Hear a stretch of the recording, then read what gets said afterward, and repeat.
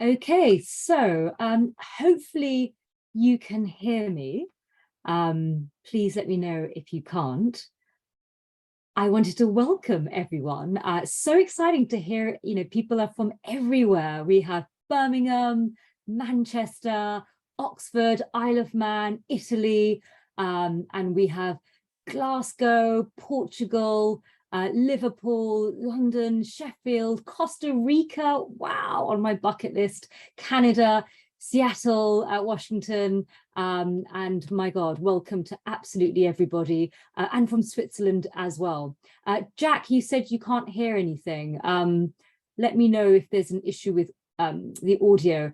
So hello also from Cyprus, Glasgow, Salisbury, Colombia, Ghana, Kyrgyzstan, absolutely extraordinary global community that the Purposeful Project has. Fantastic, Carly, thanks for letting me know you can hear me. Hello from also Shropshire, Linnell from Colchester, so welcome everyone. I'm going to start, if that's okay. Please do feel free to put questions in the Q&A box, and I'll be periodically looking at it, and so we can start. Wonderful. Okay, great. Thank you, Ramona. You can hear me from London. Great. Okay, so first of all, I am delivering this this session on behalf of the Purposeful Project. Incredible organization. I also was involved in a panel with them previously, and what an amazing community of entrepreneurs around the world. So thank you so much for tuning in. Now, this is going to be a half-an-hour session followed by Q&A. And I've got no plans tonight, so don't worry, just throw me all your questions. I'm chilling out at home tonight, so looking forward to all your questions afterwards. Now, I'm going to take you through some slides to help you think about planning your PR strategy. Now, you're all entrepreneurs, as I am, and it's so hard because you have to be a master of all your functions, of your legal and your tech and your PR and marketing and HR, and as well as whatever the core business is. So I'm going to throw a lot at you, and of course the way to approach it is you've only got a certain amount of headspace and time. Use this session as a way to spark ideas, to build towards having a sort of fuller PR strategy. And it may be you may have to walk before you run, and you don't have the time or the headspace to do absolutely everything mentioned in here. But treat this as a bit of having a bit of exposure to help you think about what to do about PR strategy. Now, my name is Fazana Badjuel. I'm based in London, and I run a PR firm called Curzon PR. And we work on projects with governments and corporates and arts and culture, as well as charities. I've been working for over 13 years. Prior to that, I used to be an accountant for 10 years. And I was also working in politics for a few years. And I love PR because I feel it's transformative. It's transformative, if you use it for your personal brand, it's transformative for your business. If you're entrepreneurs, you've got to think about your personal brand as well as your business brand as well. So let's dive in. How to plan your PR strategy for 2023. So we can start off with, now, creating an effective PR strategy for 2023 requires planning ahead. So strategy is always about looking ahead and really understanding the current and future trends. And that's critical in PR because PR is very contextual, which basically means, read the room. What's happening around the world, what's happening in your organization, and what's happening outside. So it's very much about, having that kind of empathy to understand what is happening. So understanding current and future trends, creating a plan that's tailored for your organization. We will talk about it later on, how, each organization differs because of sector, because of size, and, it's not one size fits all. So it's very bespoke. And then, of course, you've got to execute it. You've got to execute it using the right technology and teams, and then you've got to analyze the results regularly. The key thing about PR is, it's very trial and error. You've got to get those feedback loops of measurement and evaluation coming in so that you can kind of correct yourself all the time. And, you'll do that and you'll leverage, PR as an opportunity. Now, public relations in context. Now, what does that mean? context means your kind of environment, and and public relations isn't done in a vacuum. The word public, it's it's expansive, so it's really got to think about context. You've got to think about the environment that you're operating in. So the other thing to think about is your stakeholders. What does a stakeholder mean? You've got internal and external stakeholders. And internal stakeholders like an employee, and an external stakeholder could be a customer, it could be the government, it could be the journalist, it could be a regulatory body, an industry body, it could be somebody who lives down the road from your factory. So that's what we mean by stakeholders and public. It's really understanding who are your stakeholders, and kind of putting them into sequence of sort of priority, because you can't communicate to everyone and anybody on the planet. You just don't get those sort of budgets. So it's really really understanding who do you want to speak to, and really develop that empathy to understand who they are, how do they live, what newspapers do they read, what social media content do they consume, who influences them. So really understanding who these people are. Sectorial considerations: if you're working in Hollywood, it's going to be very different than if you're working for an automotive company. So really understand, what sectors are you operating in, what are the trends in those sectors, what are people talking about in those sectors. So you've got to really adapt it to the sector.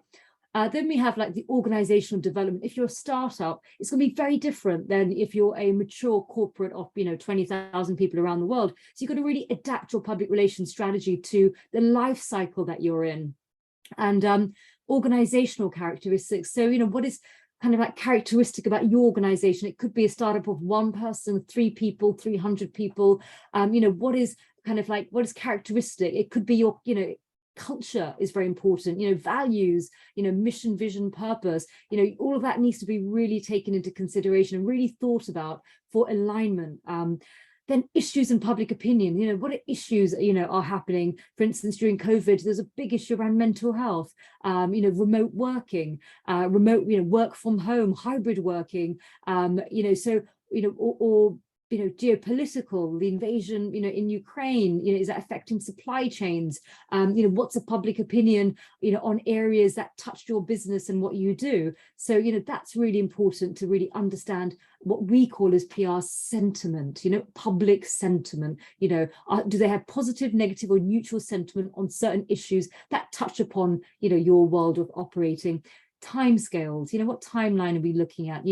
In the old days, people used to do PR strategies for 5 years. You'd have business strategies for 10 years, and PRs used to have a very long sort of timescale. That's all changed now, because things move so quickly, so fast, that now a lot of PR strategies tend to be strategic plans for 1 year, just because, as you could see from COVID, you could see how fast technology is just accelerating everything, that planning for more than a year ends up being a bit difficult.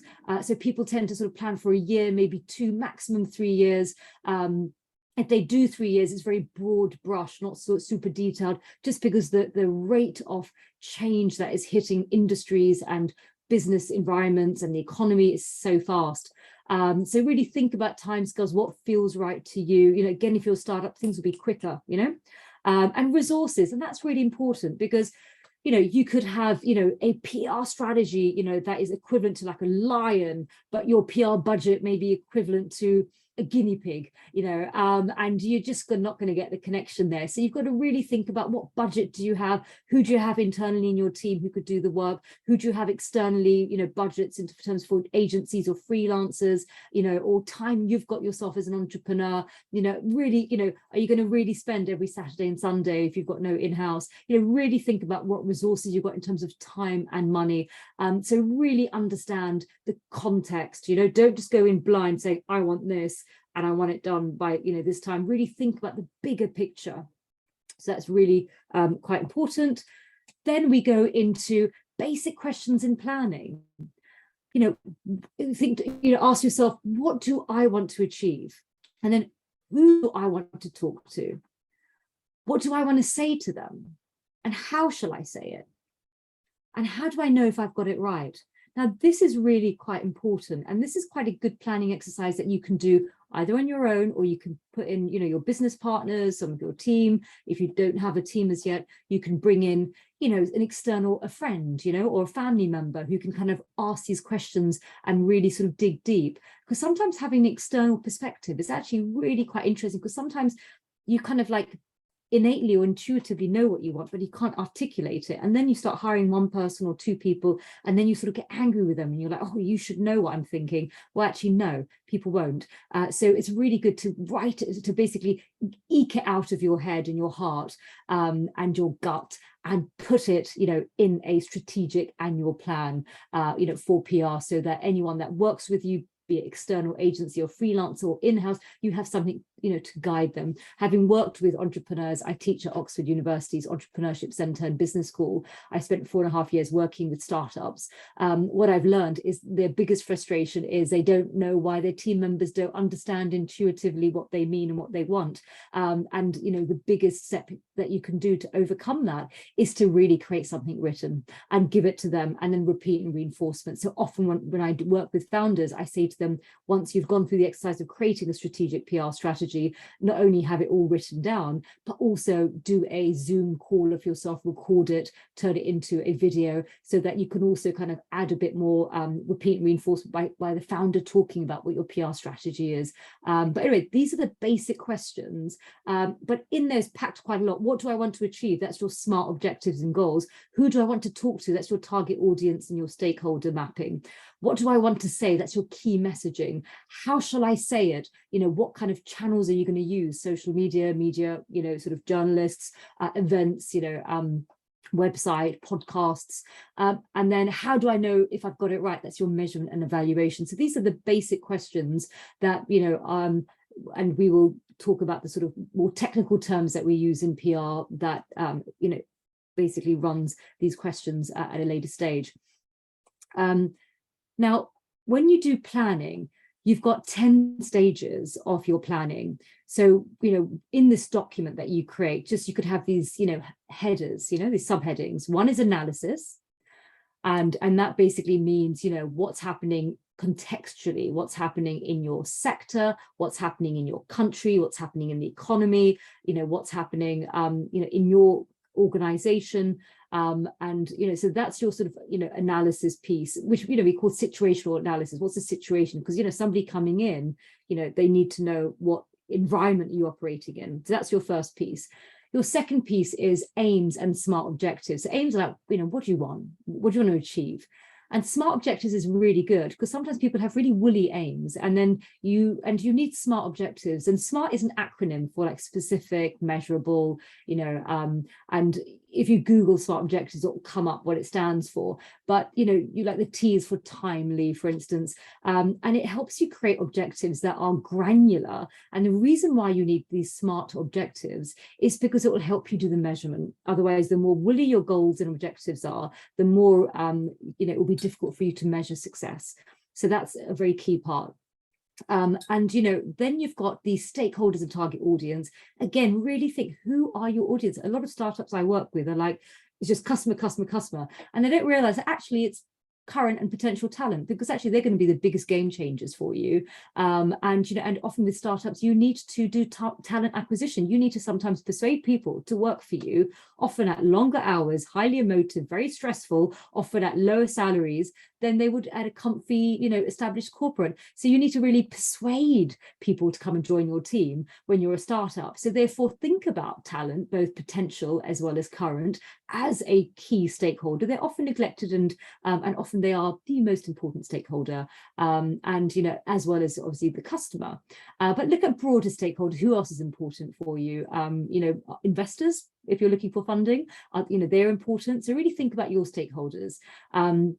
Strategic key messaging, that's kind of the stuff that you're going to say. So you've got to really think that the biggest mistake that people make in PR is they don't think about what key messages they're going to put out. And what they do, they just say lots of different things to lots of different people, and there's no overall cohesiveness, there's no alignment. And in the end, people get very confused. And you get what's called cognitive dissonance. And what that means in psychology terms is is when your target audience receives all these random messages from you and they're not kind of aligned, the brain actually just rejects it because it's confusing and it's too much hard work for the brain to process. And then your brand doesn't really stand for anything.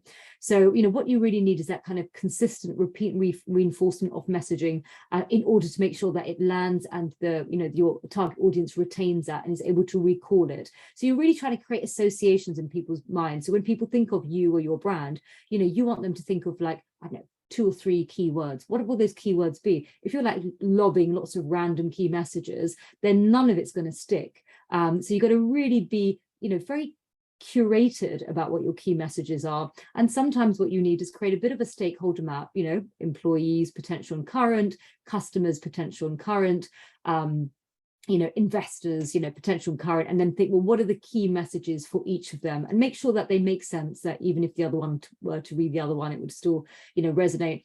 And then really, think about how to deliver them.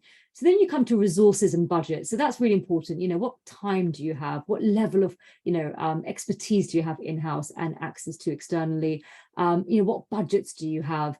When I was starting out my business, I ran a tax company for 10 years. I had no budget. So I ended up learning quite a lot and doing it myself. But, you have to be, if that's the case where you are, think about how much time do you have every week to allocate to doing this, learning as well as delivering. And then, timescales. So often, what I do in the document is I would create like a 2023 and then have like a section of like, Jan, Feb, March, all the way down. And then what's the key things happening each month? And I'd put down things like, I don't know, if you are a charity lobbying for, a better environmental practice from, companies, in the ocean, you'd put down World Ocean Day. So what are the kind of world whatever days, or the week of, I don't know, whatever, national education week if you're a school, and just pop those into the calendar. Pop also what your anniversary of your company is, if you want to celebrate 2 years being in business. Put down what any key conferences are that's happening in your industry in this calendar, and any milestones, for instance, any kind of like funding rounds that you want to close. So put it all in there, so anyone coming in kind of already knows what's happening in 2023, so that you can plan your content and activity around this calendar, and you can keep adding to it. So often what happens is it's created as a sort of, I don't know, you could have as a Google document or whatever, so it's a live piece of work going forward. And then strategy, which we're going to come to later on, how to, what is strategy and how to create one.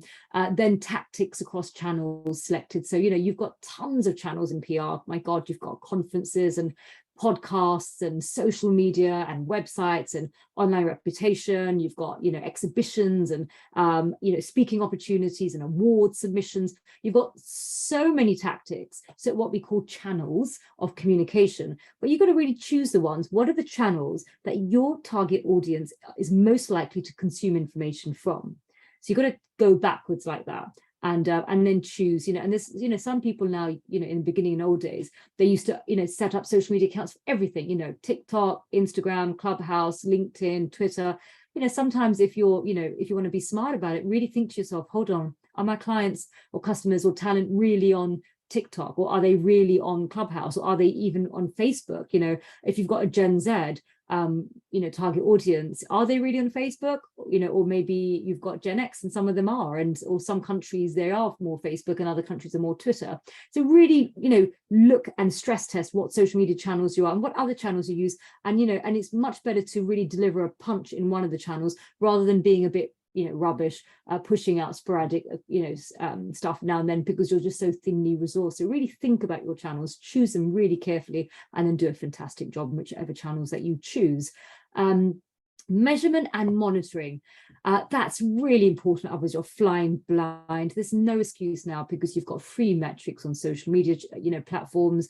So the measurement and the monitoring, even for people with zero budget and a PR function, you can do the measuring and monitoring, and that's really key, because that helps you then go into evaluation and learnings, because again with PR, you can push something out and you can immediately see if it worked or if it didn't work, if you're using a digital channel. So that's really, really key. Now, ultimately, the previous slide had, was quite overwhelming. It was like 10 steps, but actually it could be boiled down to 4. And, and it's really research, strategy, implementation, and evaluation. So if you want to do a light guide to PR strategy, just have 4 subheadings, and there will be research, strategy, implementation, and evaluation. And that is, that is the basic approach to creating a PR strategy. Research, because you want to make sure that your strategy is data-led and insight-led and contextually understood in terms of your operating environment, as well as having, a bit of a analysis internally with your organization about what are you capable of. And what the competitive landscape is, and how do you stand compared to the competitors, and what's your unique differentiation points. So the research is really key. Strategy we'll come to shortly, and then implementation is the delivery across all the channels, social media, website, whatever. And then evaluation is very critical. Working in PR for over 13 years, I've noticed that what people really do is they focus on the implementation. They ignore the research, they ignore the strategy, and they ignore the evaluation. And what happens is they just throw money, and they get a low ROI, and they're like a hamster on a hamster wheel, running but not actually getting anywhere from it in terms of building brand equity. So you really need to do the research and strategy and evaluation. There is no hack to pass that, and that's the biggest mistake that people do in PR. Now, a few things for your research phase. You could do, this is very basic stuff, you could do a SWOT analysis. And what is a SWOT analysis? That's organizational analysis. That basically researches your organization, whether it's a startup or a big company or a charity. Look at what are your strengths, but really think, you write your strengths down, and then you ask somebody external. It could be a friend, it could be, a colleague or a supplier, and you can actually run through this with them after you've done it yourself, so that you can kind of see, is there a gap between what you think your strengths, opportunities, and weaknesses and threats are, and is there a gap between perception and reality, and or indeed what your perception is versus one of your stakeholders. So if you can get one of your stakeholders to also help you and just to give you this would be great. But don't ask them until you've written it down first, because once you've written it down, you don't want to be swayed by other people. You want to kind of have an understanding of where you think you lie, and then you can ask some of your stakeholders, be it talent, customers, investors, to do that as well. And it's a really interesting way, because then you sort of map it on each other, and then you see that perhaps you're not as aligned as you thought you were with your stakeholders. So what are your strengths? That could be you're well funded, or you've got a high differentiation from your competitors. Your product, maybe your strength, your strength may be culture. The founder may be particularly good at managing people. The strength could be that it's a growth market. You're launching, I don't know, some thing in space tech, and space is a booming market, and the government's just announced X amount of billion. Then you've got to look at what are your weaknesses. For startups, it's typically the inability to attract talent, or investment, inability to sort of have enough money to sort of set up processes, invest in the brand. I'm not well known enough. What are the opportunities open to you? You could move, if you're a startup, you can move a lot faster than often the legacy sort of businesses already in the marketplace. And what are the threats? That's really important as well. Then you have, and then this is more of an external research you can do. It's called PESLI, and all of this is Googleable. And that PESLI is a situational analysis. So the first analysis, SWOT, is looking in, and PESLI is looking out. So what are the political movements that may affect you? For some people who are in the UK, Brexit, for instance, would be one example. If there's elections, coming up, for instance, sometimes, things start being, a lot of people stop buying, in the run up to elections, because they have a wait and see approach, or they don't invest, because there's political turmoil, etc. Economic, what's happening, obviously here in the UK, there is, sort of a lot of fears about recession, how will that impact your business, for instance, and what's happening. And it's important to look at your sort of national economy as well as the global economy, because we don't operate in silos. We're very much, they often say that when the US sneezes, Europe catches a cold. We're very much affected by the big economies around the world. And so, have a think about, the economy from a national, regional and global perspective. Social, what are the society trends? Example would be somebody, social be like, looking at the different generations, like Gen Z, Gen X, millennials and boomers, what are the different attitudes towards work, that could affect your acquisition of talent and your culture. Look at technology. I mean, that is massively shifting. AI is really transforming, especially in PR. I mean, my God, you now have AI that actually writes content, edits content. You've got AI that's generating images, that's having all sorts of impact upon, sort of copyright and IP for photographers, for instance. So, what technology is going to affect you, and not just in your core product, but in your functions as well. Legal, any regulatory or legislation coming through the pipeline that you need to be aware of. You don't want to be hit last minute. You want to know what's coming in, and an opportunity to go and influence as well. And obviously environment is very big. You've got ESG, which is environment, social, governance. A lot of your stakeholders will be looking at you differently if whether you have sort of a strong sustainability sort of a narrative to your core. You can't be seen as greenwashing. You've got to actually be looking to make an effort. You've got a lot of investors now who are like, we're not going to invest in companies unless we can see a strong sort of environmental and social justice strategy that is not just talk, but actually they put their sort of money where their mouth is. So environment and social causes, purpose is a big thing now. So really looking at what is happening in your industry, what's happening in your country, in your market, in terms of the expectations for business to contribute to society and making a positive impact. So strategy, what is strategy? It's an all-embracing concept, the big idea. It's not the same thing as objectives, and it comes before tactics. It's a coherent approach that's taken to a program or campaign, the coordinating theme or factor, the guiding principle, the rationale behind the tactical program. In a nutshell, it's like how you're going to achieve an objective. It could be, for instance, our brand, like nobody trusts us. We can't get talent, we can't get investment, we can't get customers because nobody trusts us because we're a new organization. So the strategy could be using third-party endorsement in order to build trust. And that could be third parties like journalists winning awards, speaking on panels, getting a big brand to, endorse you, client testimonials, that's an example.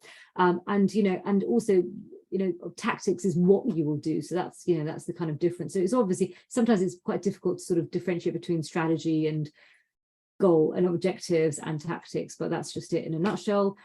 Implementation. So that's basically all the tactics, the channels open to you. I mean, this is only at least half of what's open to you. I mean, PR is just exploding with channels. So you can't be everything to everyone. Choose your target audience and choose the channels that most reach those and have a good ROI that you can deliver. And that's obviously media relations, advertising, branding, social media, lobbying, exhibition, sponsorship, conferences, crisis, events, podcasts, investor relations. I mean, God, there's so many channels and there's more being added every week. We have evaluation, key, very key. So building that culture of evaluation, having measurement across all the channels, no excuses because you get it for free. If you're on Twitter, for instance, or LinkedIn, for example, each channel should have its own sort of metrics. So if you're doing media relations, metrics can include quantity of coverage, quality. Obviously, the BBC has a different quality level than say, for instance, a lower, barely read blog. A tier of media, tier one is something like Wall Street Journal. Key message inclusion, does it include your messages, or are you just randomly saying stuff to random people? Domain authority of the media digital outlet, and that's kind of like The Guardian has got 97 out of 100. Basically, this is how strong the website is, so it comes up on Google through search. So if it results in any social media mentions, what the reach is, how many people read it, what the circulation is, print run if it's print, sentiment analysis, was it a positive, negative, or neutral article? You've got monitoring tools like Meltwater, Brandwatch, and then you've got how did it contribute to business strategy? Then you've got something called inputs, outputs, outtakes, and outcomes, and that's really important. To probably just Google that because we're running out of time, but inputs is like what you're putting in terms of the budget, and outputs are like I don't know, press release or X amount of podcast episodes.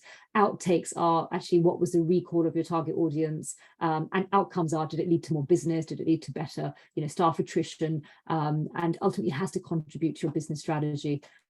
So that is basically it in a nutshell. I think we have managed to do it within 30 minutes. So I'm going to go to the Q&A to take questions. So let's have a look. Okay, so Ozzy, Ozzy says, how do I make my private investigator business more successful? So it depends upon what success looks like. So you got to really figure out what is success to you. It means different things to different people. So I imagine one of the success metrics will be you want to get more business. So the way to get more business is, the first thing is look at search as a strategy. So when people Google keywords, does your website come up in the first couple of pages? If not, then look to build your website and make sure that you have content on it, blogs. If you put a blog once a week, for instance, 500 to 750 words that and about the area that you work in, then people will Google that when they're looking for private investigative businesses. Because often when we're all looking for service providers, we either get recommendations from friends and family and colleagues, or we actually Google. And it's something like a private investigator business is not something you're going to shout on Twitter and say, hey, does anyone know a private investigator? So it's actually ideally placed for you to set up a search strategy, which basically means your website's got to look really good and you've got to have a blog attached to it. And the reason why is because search engines like Google, they will push your website to the top when people are searching keywords if you consistently give high quality content every week on a certain day, upload a blog of 500 to 750 words. And if you do that consistently, you get brownie points from the search engine algorithms. And then when people Google, your website will come up. We started doing it to our website 13 years ago. We were, page 50 or 100.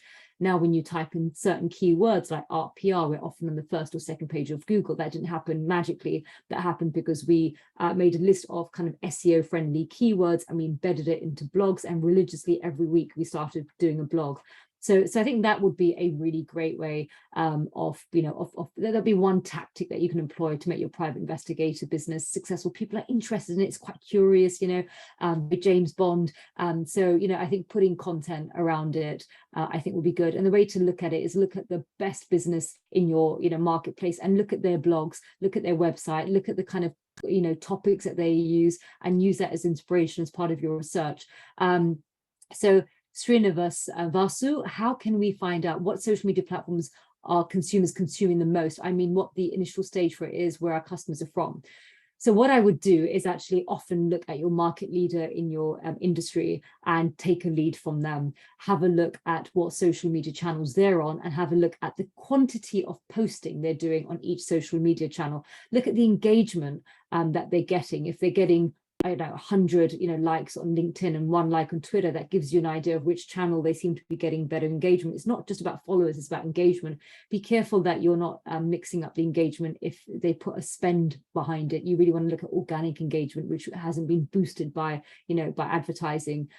So I would look at your market leaders. I often pick 3, the top market leader, mid-size, and kind of like maybe a smaller startup that is got this brand on point. And then also the other thing is speak to your customers and just say to them, would love to know a bit more about what what social media channels do you use? So don't be afraid to ask them, have a chat and get that information, get that sort of intelligence, build what's called a buyer persona, where you kind of like start creating like a document, each type of buyer. You could have 3 different buyers, I don't know, government buyer, an individual, or a corporate buyer, and just start building some intelligence around it. What do they read typically, kind of age range, how do they buy, how do they consume media, and because every buyer persona is different in each industry and organization. Then I think, Dan, you said when it comes to B2B, does it help to talk more about what you can save businesses in a recession versus other benefits? I think B2B is quite interesting. It used to be very cost conscious, and it still there is, but now there's a whole new lens that people use in doing business, and that lens is purpose. So people want to know, people don't just want to know, can they trust you? Are you competent? Is it a good price? They want to know what you stand for. They want to know, are you ethical? What are your values? They want to know, do you live your values?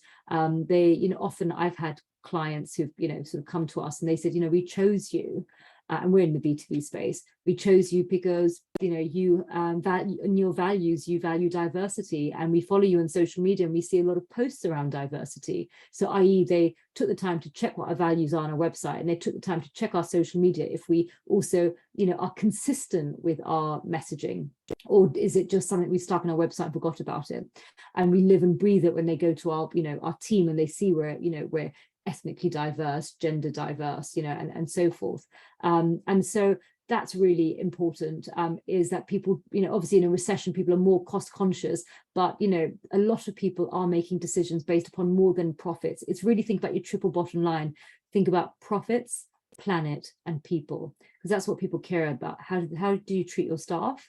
How do you treat the planet? How do you treat people in general? Your suppliers, and you know, and also obviously profits. So, you know, I would definitely look at it with 3 different lenses. And also when you talk a lot about saving, sometimes, you know, people think, oh, is it too good to be true if it's that cheap? So always be a little bit wary that if you price yourself super low, you sometimes end up with toxic clients who don't care about quality, and just squeeze. So be careful about your positioning in your market. Harry, so how does marketing PR differ most? Really good question. It's to do with stakeholders. So marketing is, you know, it used to be the 4 Ps, like, you know, product, price, place, and promotion overlaps with PR. And marketing is focused on one stakeholder, which is the customer, and PR is focused on multiple stakeholders, of which customer is one of them. So the way to look at it is marketing is activity focused on the customer.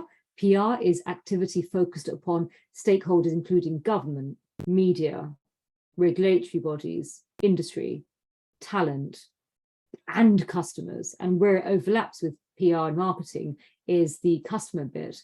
And, you know, but PR has been massively rising in prominence in the last 10 years as people now make, you know, customers make decisions not only based upon, you know, sort of product, price, place, promotion. Some people make decisions upon, you know, on, you know, how they treat their employees, for instance. And so therefore PR has become more and more important in terms of speaking to customers, because customers aren't as basic as they used to be, only focused upon product, price, praise, promotion. They are focused and care about basically the PR area, how a business treats its stakeholders. And that's why PR has risen in prominence the last 10 years, because the attitudes have changed. In your opinion, if someone is trialing a new sort of service, is from Dan, is it likely to serve us well to offer free trials? Yeah, if you look at, there is the 7 Principles of Persuasion, if you want to Google it. It's by Dr. Cialdini. He's an American PhD. He wrote 7 principles of how to persuade, very good for selling. And in one of them, he talked about reciprocity being one of the principles. And he said that if you give free trials, due to evolutionary biology, we were always trained that if somebody gives us something, we feel a debt and we have to give it back. And that's very much subconscious, because that's the way that our societies used to be, you know, in hunter-gatherer days. And if you didn't, you'd get killed or hit. And unless, of course, you're a psychopath. They don't really abide by those rules, but I think that they're a minority in the public. So yes, it does work based upon reciprocity. So Google Dan, you know, 7 Principles of Persuasion, Cialdini, Cialdini, and Google reciprocity psychology, and then you'll see a lot of things. So yeah, free trials, but you know, because people often do build goodwill inside. So that's why when you go to perfume counters, they're all like, would you like a sample? Would you like a sample? It's all on the basis of you get something a little bit for free, and then you build goodwill, which you can then leverage into a customer. Then we have Valerie. I see so many feature stories for a private investigator. Yeah, totally, Valerie. My God, I mean, I would be interested to read about it. It's, you know, it's, you know, I think it was trending on Netflix, a big sort of like, you know, private investigator sort of, you know, TV series. Everyone's interested, everyone's fascinated, you know, especially in the digital realm. So my God, you know, you could really create the most amazing blog. You know, you could even create a podcast. You could interview, top private investigators, who are known for specific things, be it, I don't know, digital or, former military or MI5 or MI6 or whatever. And you could interview them on a podcast and basically get them to, and then you can interview them on Zoom and then extract the audio, stick it on a podcast, and then on Zoom extract it, stick it on YouTube, and then create like a 400-page blog. So you can repurpose things through podcast audio, as well as, post on your social media and YouTube channel and have it as a content for blog. So yeah, there's amazing stuff. Farah, how do I get a magazine off the ground? I have the people to contribute. I also have an advantage of opportunity to distribute with children, social services, but how do I organize? Well, magazines are all notoriously tough. It's all about making sure you've got sort of advertisers who are willing to give you that runway so that you can plan and you can hire good operational staff. I've worked with magazines for about 15 years. And the key to it is really the financial stability of the magazine. So really looking for headline sponsors that, would basically sign up to a long-term contract, and that will enable you to be able to plan the magazine going forward. It's great that you've got the distribution already, and that's massive. So what I would do is basically create a like a media pack, which you can just Google media pack and look at similar magazines and download them, because often they are in their websites under the sort of like advertising bit. That if you're looking to advertise a magazine, you often get a media pack that is downloadable on their website. So have a look at media packs, create a media pack, and then take that around to potential advertisers and look to and try and kind of get them into long-term, not just like here's one-off, advertising for one quarter. Try and get them to sign up to 12 months, try and go broader than just content. Try and say to them that content plus will do an event, you can sponsor or a round table, you can do digital events and blah, blah, blah. So I would kind of like go down that route, because that's what you need to secure is the money. And once you have the money, you can then organize by having, a good solid organizational staff member who is on operations, because you've got to coordinate, you've got to sort of keep the stakeholders happy in terms of the content generation, which are the, editorial journalists, the copywriters. You've got to keep the stakeholder happy in terms of your advertiser, and you've got to keep the stakeholders, happy, which is the market that you're your business and magazine is targeting. Anthony, what are the best ways to reach publications and journalists to talk about your business, specifically interested in the best places to talk about a sustainable tech startup? There are media databases such as Roxhill Media, ROXHILL, and Gorkana Media database. So there are a number of media databases that you can buy, and it's often subscription based, and some of them give you a free trial, so you can do it, use it, download it, and just and you could export it, the journalist details, into a spreadsheet. And these media databases that are subscription based that PRs use, it's a little bit like Google. You just type in sustainability tech startup, and then all the journalists come up, their media outlets, the journalist names, the topics they write on, their contact details, and then that's the best way to get the information. If you don't have a budget for using a media database, then what you have to do is just create a spreadsheet and have a list of the media outlets that you want to target, and then go into those media outlets and have a look at which journalists write about sustainability and tech and startups, and then look at them on Twitter and social media, and then look for their contact details. You can reach them on Twitter or email them. It's become increasingly difficult to call them because a lot of journalists now work from home, but journalists, when you approach them, what you really want to do is not just think about you, but think about them, think about what's important for them, who's their readership, and what kind of stories do they often write about, and and sending them something bespoke rather than cookie cutter. So like, I read your article on blah blah blah and it really resonated with me, and and I thought that you may be interested in this because of this, blah blah. So they feel a lot more sort of flattered if you've taken the time to send them something really bespoke and understand who they are and what they write about. Journalists absolutely hate being spammed, so so that's one thing that's important.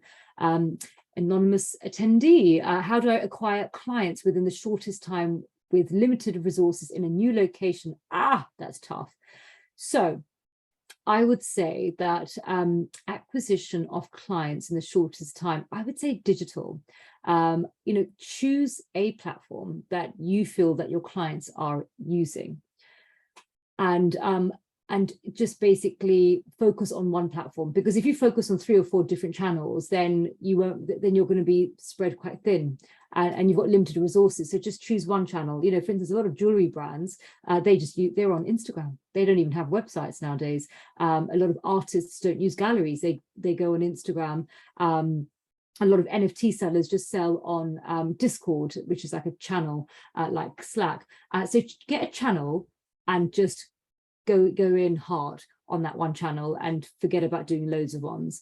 That's what I would basically advise, and look at you know, operators, competitors in your market, and look at how they're operating in that channel. Look at 5 or 10 of them, research what's the best, and what, you know, and then basically create content on that channel that will be compelling. And then we have Borough. How much value does a founder story have in PR story? We're linked to SDGs, well done. We are endorsed by uni, double well done. Linked to the SDGs and focus on accessibility and inclusion. So the founder story is massive. Why? Because people connect with people. People often make decisions on who they want to hire or who they want to do business with, and they say it's on a rational basis, but actually when you look at the psychology, a lot of it is subconscious and a lot of it is emotional, and they just justify it, you know, in terms of rational. Often people want to do business with you if they meet you or they read your story and it resonates. You know, why is it that when you go to websites, often, you know, people don't always go to product and services, they often go to our story or about us. Why? Because they want to know, and they don't want to just know that, you know, this bland, you know, we want to make the world a better place kind of story. They want to know who's behind it, who's the DNA. So founders, I think, have got a huge you know, opportunity and potential. So if you're a founder, I think, you know, it would be important for you to make sure that your Twitter is, you know, is set up and running, because a lot of journalists will check you out before they agree to interview you or not, and the platform they often use is Twitter. Have a look also at creating your LinkedIn profile. Feel free to look at my LinkedIn as an example and sort of develop it, and then, you know, and make sure that once your LinkedIn is set up, that you also regularly post as well, because then the algorithms reward you with higher visibility. And then also, you know, place opinion pieces. You know, media love opinion pieces, because, you know, journalists don't have the sort of budgets that they had in the time. So if somebody says, you know what, I'm going to write a really good opinion piece on this expertise and give it to you for your magazine or newspaper, you know, a lot of them take it. So, you know, so definitely, you know, write your own opinion piece. And also, you know, pitch yourself for an interview, but make sure that, you know, you are offering them something quite unique and authentic. And, you know, and again, look at the stories that they often write. So that will give you an idea of what to put into the pitch. And I think, you know, it's good that you're linked to SDGs. And also you focus on accessibility and inclusion, but really people want to know about, you know, case studies. People want to know about, why did you decide to do this? You know, they want to know about your journey. If you're interested about kind of like stories of, you know, people and what interests people, have a look at Joseph Campbell and the hero's journey. And it's basically this archetypal story across cultures that resonates with everyone, including journalists, which is basically, you know, like a founder's journey. You know, life was great, you noticed something that was wrong, you then set up a business to counter it, and this is how it's going, and these are your trials and tribulations, and these are your achievements, and this is how you're making the world a better place. So is that kind of archetypal story that, you know, people often relate to, not just journalists, but you know, funnily enough, all stakeholders, such as, you know, talent, potential, existing, etc. A lot of research has been done about CEOs, that a lot of decisions are made based upon the the CEO's social media and kind of views and values that they find online when someone's deciding whether to join a team or not. So, you know, it's huge. Then it says, we're also in the committee to review the inclusive education policy of Nigeria. And that's absolutely fascinating. I think that, you know, you can bring that sort of global element, you know, on to it. People often quite, you know, media quite like understanding about different countries and how they operate culturally with different contexts around inclusivity. So that's fantastic. You've obviously got the Africa desk journalists would be interested in those stories. So do look. So look at the education as well as the international desks.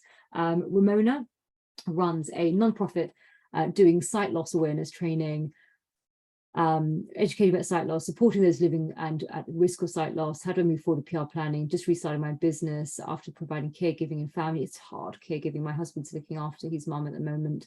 And you know, I feel for you, Ramona. you know your purpose, you've worked with your local council and many more. So I think, first of all, running a not-profit, especially journalists, they love that. They love not-profit. They, a lot of people have gone into journalism not to make money. They've gone with a mission mindset, often because they want to, contribute to society through journalism. Obviously, Prince Harry doesn't believe that. But Ramona, what I would advise you to do is I think sight loss is, journalists, for instance, would really respond to any research that's been brought out, like, I don't know, I think it was a piece of research that came out today that said something like, if you don't look after your health in your 50s, then you're high risk at getting dementia in your 80s. So, and that just went all over the news. So, look at what research, what facts can you bring in, and the media will pick that up about sight loss. And that could be, for instance, what are the drivers behind sight loss? What are the things that you can do to prevent it happening at a later stage? Is sight loss increasing, decreasing, the same? Have a look at shifts and changes happening in sight loss, so that you can give those, you can send those to journalists. And also do a Google alert on sight loss under sort of Google News, so you can see what stories are coming up, which journalists are writing about it, so you can then respond back to them, and say, and introduce, who you are and what you're doing. Make sure that your social media is credible, that you're active, so that, you're seen as a campaigner and activist, because you will often be the person that they will ask. Have a look at, is it World Sight Loss Day? Is there something, like what kind of milestones are coming up, and pitch the journalist a week or two before that, because they can't do it on the day. They need to plan and prepare content. I imagine BBC would be quite interested in stories like this on sight loss. So have a look, see if you can, partner with some larger organizations where you can do a collaboration. Have a look around there. But I think, you'll find that there's a huge appetite from a journalistic perspective. So I think that would be great. Dorian Glass, how does PR effectively walk in step with the classical digital marketing department? Interesting. PR, digital marketing, brand, everyone's swimming in each other's lanes now, and social media's made it really hard, because social media, the advertising guys were like, what, that belongs to us because you can advertise on it. The PRs were like, yeah, you may opt to advertise on it, but it's also organic content and it's owned content. So therefore it belongs to PR people. And the digital marketing people are like, no, social media, we've just arrived and it's now ours. But the PRs are like, well, no, because not every every piece that you put out is a marketing piece. It's, you've also got messaging there that is not just for customers, it's for other wider stakeholders. So everyone's kind of, walking in other, a lot of people still consider PR as media relations. In my opinion, it isn't. PR is an umbrella term, which is the strategic management of communications between an organization and its publics. And so it's so wide that it encompasses everything. And marketing, actually, in my opinion, goes underneath. Marketing people don't like that. So really, it depends on what you mean by PR. If you mean media relations, then basically, when you have a top tier hit in media relations and that's shared on social media, that just drives a lot of credibility. PR is an awful lot about credibility and third party endorsement, whereas sort of like, if you read something on Twitter versus reading something in the Times, you're going to have differing views of credibility. So I think that is one of the big sort of differences, and they kind of, you need each other. Tom Otter, is there potential problems looking like a copycat when researching market leaders in our business industry? Yes, there is. You don't want to look like a me too. But what the best way to counter that is you look at 5 to 10 different competitors and you pick and choose bits of all of them. So then what you create is something that is richer than all of them. And I think that is the best, and also for it to be authentic, to put your lens over it, your authentic lens, so that you're not too copycatting. So I would definitely do that, because you want to cut through the landscape, but the research is important. The research is not for you to copycat. The research is for you to cherry pick lots of different elements. And then you create your own, it's like creating your own salad. You go out to the supermarket and you pick all these different ingredients, and what you create is a salad which is unique and different to what your competitors have. Oz, what would be the best strategy for a visual artist on a limited budget? I'd go on Instagram. And I would basically, produce beautiful, a beautiful sort of, Instagram. And what I would do is go and have a look at who's following other artists who are similar to you. and just go on their followers and basically just like some of the, or follow some of the people who are following the other artists, and that's a nice way to introduce yourself. And also what I would do is, if it's possible for you, is, you've got a lot of group shows in art fairs, which you can sort of exhibit, but it tends to be quite expensive. And I think Masterpiece in London has just announced they're not doing it this year, so art fairs are struggling quite a bit.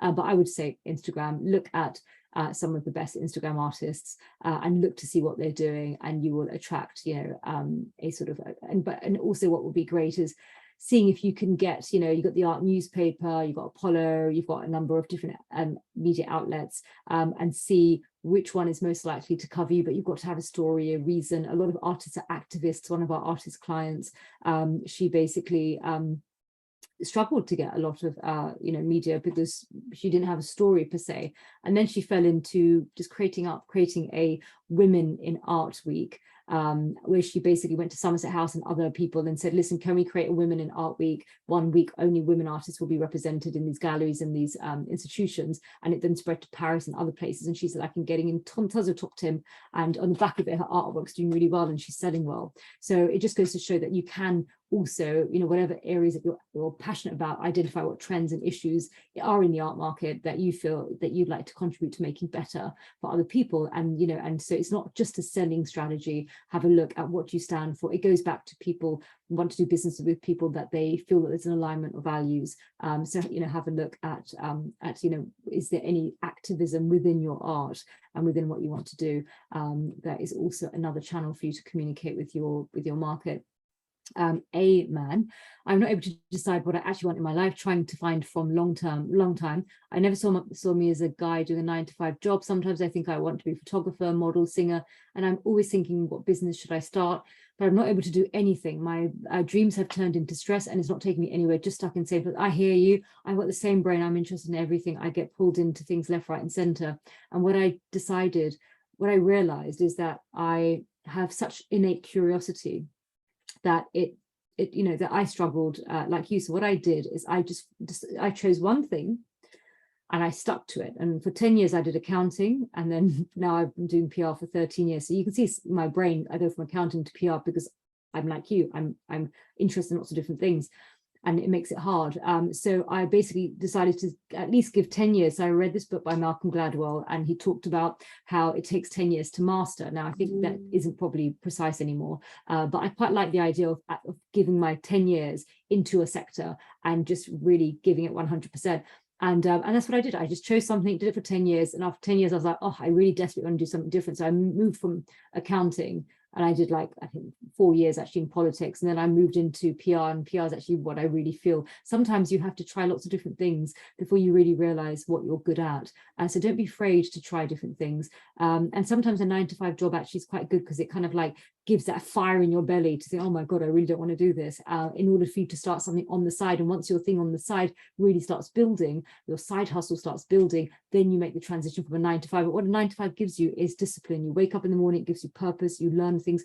I learned, one of the most things I learned was when I was used to do a paper round when I was a kid before going to school. It taught me about duty and hard work, and people, and I learning, working as a waiter or a waitress, or I was working in a shoe shop. I learned about people and how to handle them. So there is a lot of value in 9-to-5 jobs, and I think what you don't want to do is sit around not doing a 9-to-5 job and not run a business and just go around in circles. So do a 9-to-5 job in an area that you're interested in, learn the skills, develop the contacts, and then set up your business as a side hustle. And when it's strong enough, you then do the transition.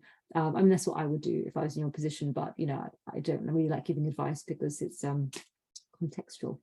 Anonymous attendee, I am setting up a very unconventional service in the education industry, and I'm alone. What do you suggest is the best way to find like-minded people to work together on a project as partners?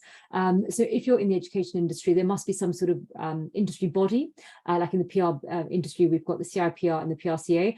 You can join the industry body and attend their events. They often have committees that you can join. You can meet people in your industry through there. So a lot of my industry network in PR has grown because I joined the industry bodies, of which we have two. I attended their events, I went to their networking events, I joined their committees, and I built up my network from there. And I went to conferences in my industry, and I'm very kind of like shy walking up to people, but I really push myself to walk up to people, introduce myself, and offer, let's go for coffee or whatever. I'd also read my trade media to find out who are the movers and shakers, and I would send them a message on Twitter or LinkedIn and say, connect with them, engage with their posts. And after a few months, I'd say, oh, it'd be great to meet for a coffee. I'd try and think of a reason why. Sometimes they'd ignore me, sometimes they would. So I would do that to find like-minded people to work together on a project. But it's building your relational capital in your sector, in your network. And I think it comes from a place of having good intent, and people feel that, and you build your network. Shirley McGowan, such valuable information you're delivering with such clarity. Thank you very much, Shirley. Thank you very much. Are we going to receive the recording? I want to revisit my notes. I believe that Purposeful Project are recording it, and they will be in touch regarding sending the recording. Carly, Simon, do you want it? Sorry, Simon. I'm just worried about your time, because obviously it's now past 7 p.m. Yeah, I've probably got another 5-10 minutes before I need to. No problem at all.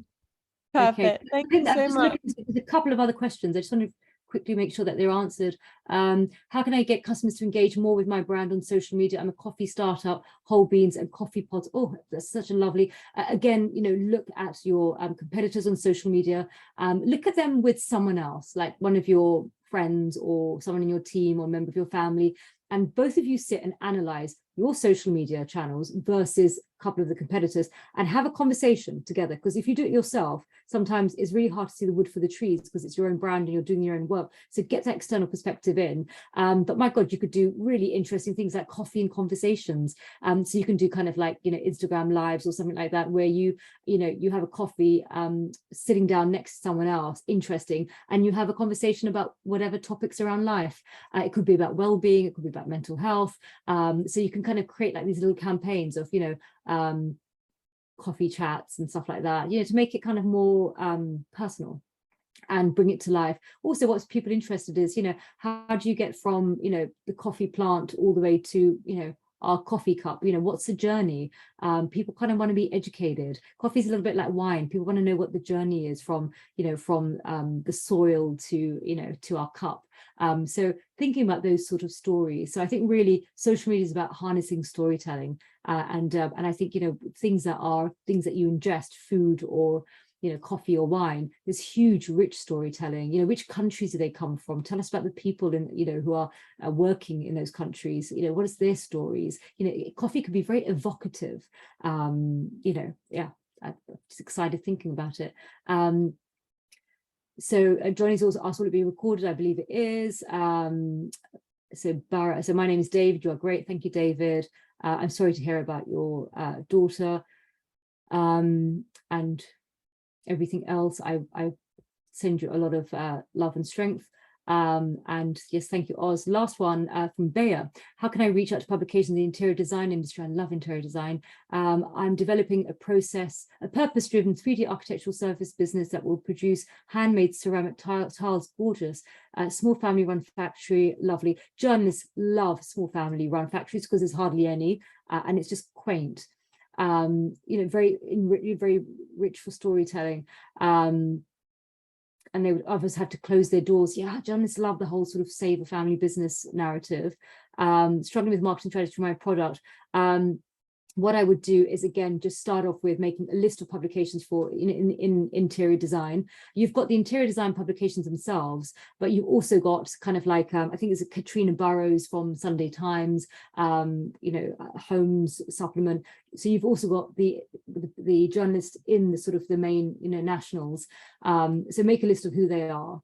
And then what I would do is research them online, look at their sort of stories, and then reach out to the journalists specifically with a very bespoke pitch and kind of like, explaining to them about, what you're doing, and, and with the sort of small family run factory dying out, I would basically be quite sophisticated about it, not kind of be alarmist, because a journalist will feel that you're kind of tugging at their heartstrings, kind of being matter of fact, muted, and just like, that is, that you feel is very important in order to, maintain family run, factories because XYZ, dying out of craft, or the mechanization or whatever, but or the use of technology to save family businesses. But I think there's lots of stories there, and I think definitely, I think just start pitching to the journalists, and it may be you may get the bloggers to begin with, and then you work your way up to to the journalists. But I think it's a lovely story. They care about images, so if you've got some nice images to send them as well,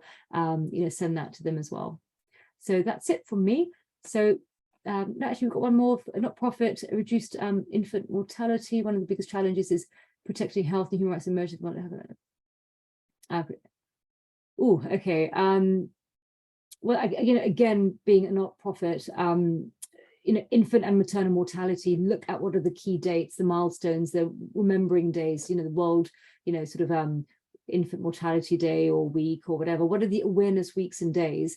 And then a couple of weeks before, start pitching to the journalists, about your story, because it's, journalists often sometimes need a peg. They need a reason to, again, also do some Google alerts on news, so that you pick up these keywords, who's writing about it, and you can then respond back to them and introduce yourself. So I would start with those two approaches. And I think that we are done. I think Srinivas is looking for an internship. And confusion stuff is okay. So I think if you're looking for an internship, I would basically look for an internship. I'd send your CV to organizations that you're interested in. There's nothing worse. Well, there's only one thing worse than being ignored and rejected, and that is not bothering to even pitch yourself. There's absolutely nothing that you lose. So, reach out to people, and the worst that they can do, you get ignored. Doesn't hurt. And I would definitely advise that working helps you understand what kind of business you want to run. I did start up a business myself without ever working other than paper round in retail, and I regret that because it took me a very long time to learn about basic things like culture and processes. So I wish you success with all that you do, and thank you so much for joining in. It was a real privilege to connect with people from all over the world. So sending you lots of love and also goodwill for your PR strategy for this year. Thank you. Thank you so much for hosting tonight. You were incredible. We'll send everyone a recording tomorrow, and hope you all have a lovely evening. Thank you so much.